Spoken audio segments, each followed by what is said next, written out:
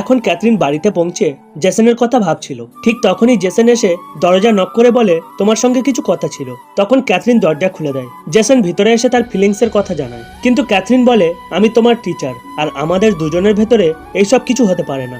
Jason বলে, আমিও জানি তুমি আমাকে ভালোবাসো, কিন্তু তুমি সত্যটা লুকাতে চাইছো।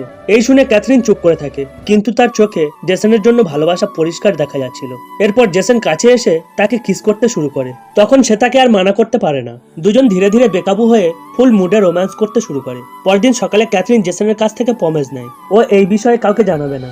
জেসনও প্রমিস করে। এরপর সে বলে, আমাদের ভিতরে যা কিছু হয়েছে আর কোনোদিন হবে না। এটা শুনে জেসন হাসতে শুরু করে, কারণ তারা দুজনেই জানতো যে এটা আবারও হবে। পরদিন সকালে জাসমিন এসে ক্যাথরিনকে বলে, কাল রাতে তুমি চলে যাওয়ার পর এডি আর আমি খুব মজা করেছি। সে বলে, ভালো কথা, কিন্তু কাল রাতে আমাকে তাড়াতাড়ি যেতে হয়েছিল। বন্ধুরা, স্টুডেন্ট এবং টিচারের প্রেম কি সম্পূর্ণ হবে জানতে হলে অবশ্যই ভিডিওতে লাইক এবং চ্যানেলকে সাবস্ক্রাইব করে রাখুন। দ্বিতীয় পার্ট আরো রোমান্টিক হতে চলেছে।